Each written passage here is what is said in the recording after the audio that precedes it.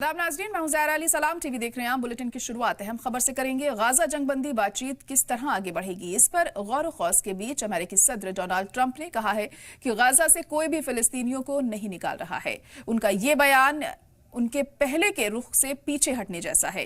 Trump ने यह बयान व्हाइट हाउस में आयरिश वजीर आजम माइकल मार्टिन के साथ मीटिंग के दौरान एक सहाफी के सवाल का जवाब देते हुए दिया। उन्होंने पहले कहा था कि अमन मुआहिदे के बाद सभी फिलिस्तीनियों को गाजा से कम गैर मुस्तकिल तौर पर हटा दिया जाना चाहिए।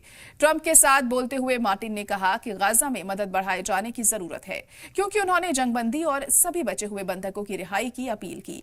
ट्रंप के रुख में यह बदलाव तब आया जब अरब वज़राए खारजा ने कतर में अमेरिकी वेस्ट एशिया सफीर स्टीव विटकॉफ के साथ गाजा के दोबारा तामीर पर चर्चा की।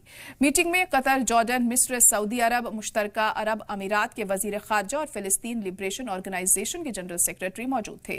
उन्होंने मिस्र की क़यादत वाली दोबारा तामीर की प्लानिंग पर चर्चा की, जो ट्रंप की गाजा पर कब्जा करने और उसके शहरियों को बेघर करने की प्लानिंग के जवाब में सामने आई थी।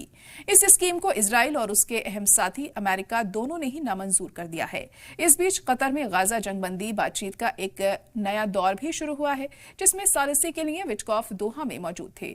जंगबंदी को बचाने की कोशिश चल रही है, क्योंकि गाजा के लोग हमास पर दबाव बनाने के लिए इजराइल की तरफ से हेल्प शिपमेंट को रोके जाने का इंतजार कर रहे हैं।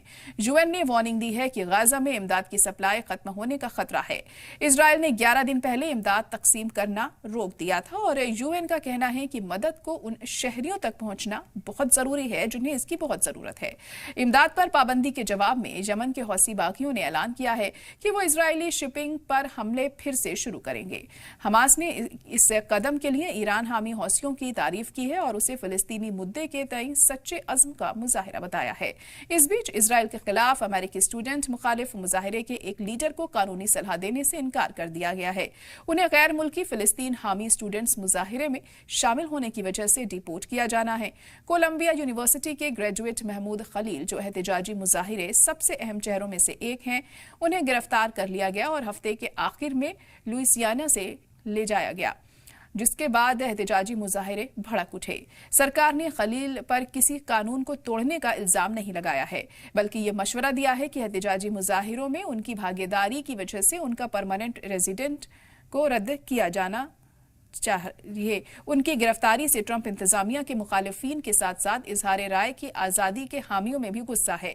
वजीर खारजा मार्को रूबियो ने सरकार के दिफा में कहा है कि खलील की गिरफ्तारी इजहार राय की आज़ादी के बारे में नहीं है, बल्कि उन लोगों के बारे में है जिन्हें अमेरिका में रहने का हक ही नहीं है।